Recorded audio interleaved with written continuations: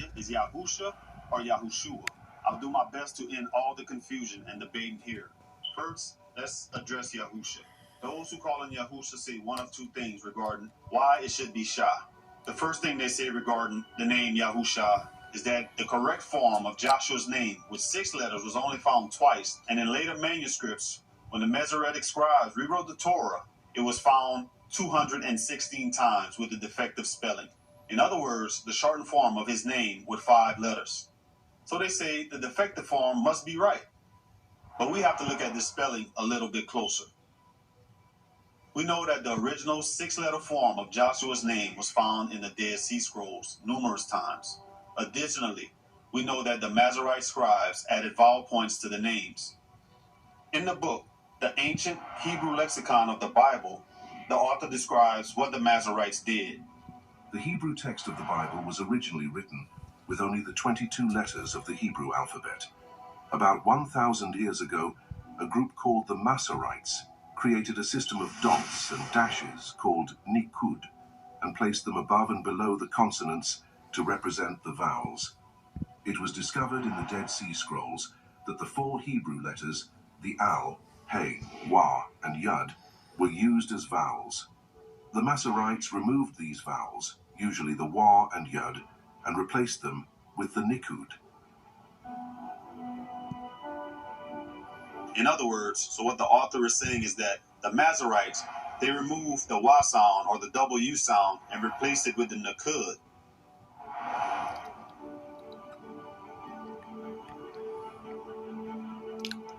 And if you look in the text, when you see Joshua's name with the 5 letters, of all the 216 times the name was found, it has the vowel marker, the kibbutz. The kibbutz makes the long U sound. So every time you see the 5-letter form with the vowel points, those vowel points are replacing the U sound. That doesn't mean that the long U sound is taken out of the word. They just remove that letter and put in the vowel markers. So with the vowel points added, the name is still Yahushua. And the second thing that people say who call him Yahusha is they say that his name has to be Yahusha because Yasha is the root word of Shua. That is true. Strong's number 3467, Yasha, it means to be saved or to be delivered. So pretty much wherever you see Shua, it will say that Yasha is its root word. But nowhere in scripture or any resource that you find do you see the word or name Yahusha. Yasha is a verb. It's only used 7 times in scripture for salvation. So the problem with this argument is that the root word Yasha is a verb. It means to deliver. Remember, Yahuwah doesn't need to be delivered from anything. He is salvation. We go to him. He doesn't come to us. We have to accept him into our lives. He gives us that choice.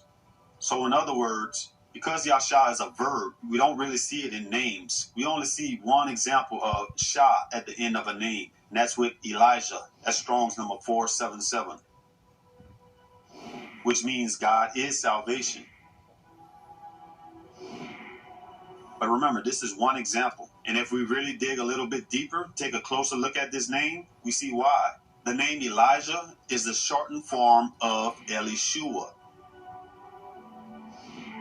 Strong's number H474, which means God is salvation.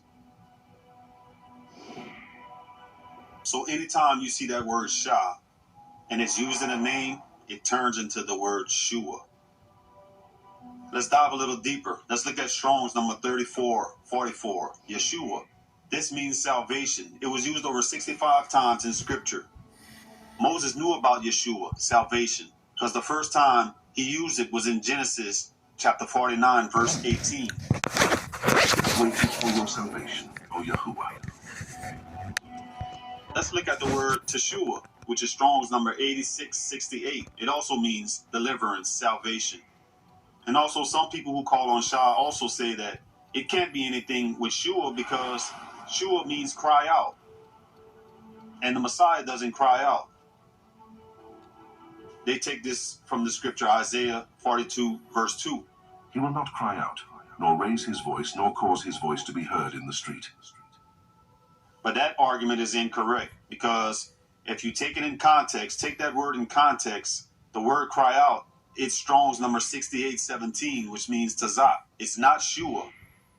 So you have to look at how people play word games, taking different root words and trying to combine different things together. If you can do that with Shua, then I can do the same thing with Shah. Does Shah mean something wicked? Look at Strong's number 7563, which is Rasha, which means wicked, criminal. But I won't do that. It's just a play on words, a play on roots. And that's a road that you don't want to go down. You can't use that argument.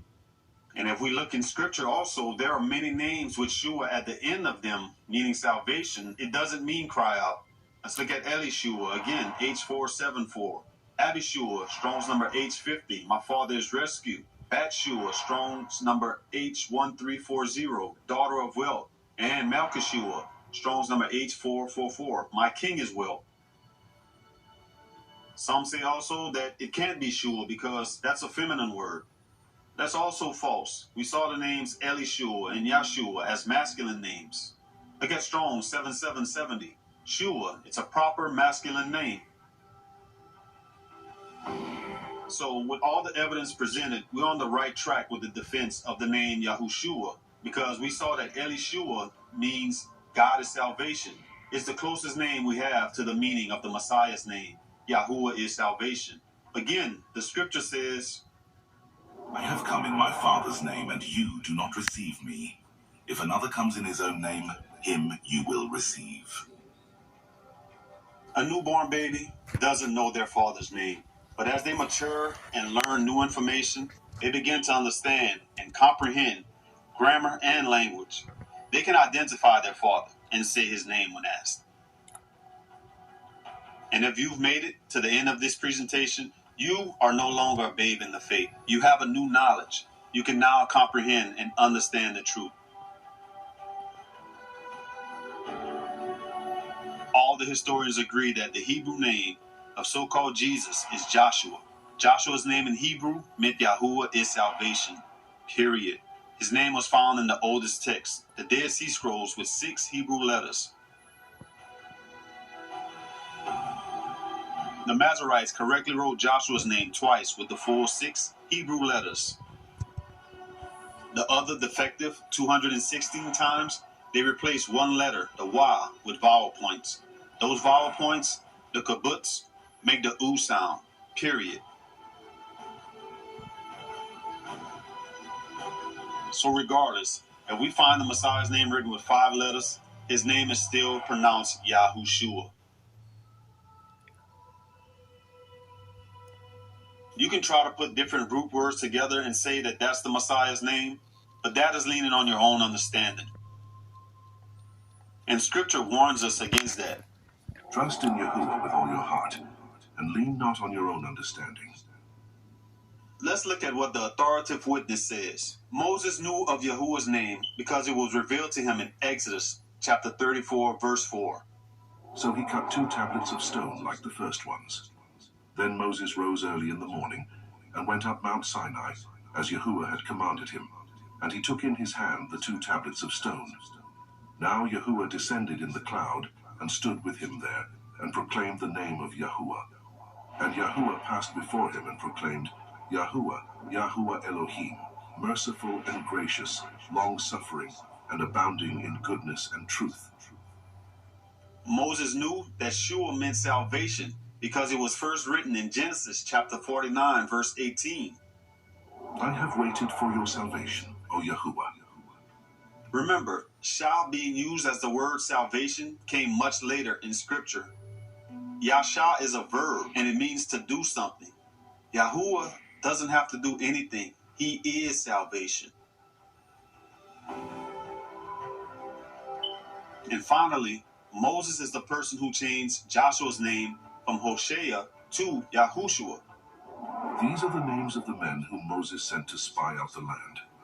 And Moses called Hosea the son of Nun, Joshua. So there you have it. I hope this presentation was edifying to you.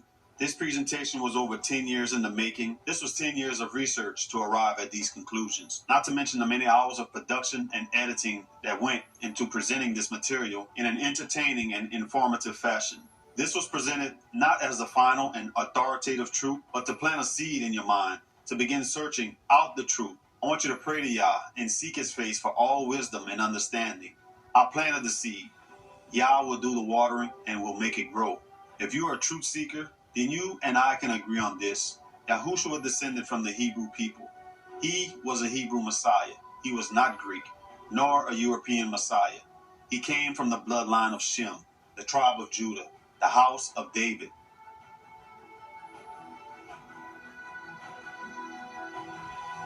And finally, his name is definitely not Jesus.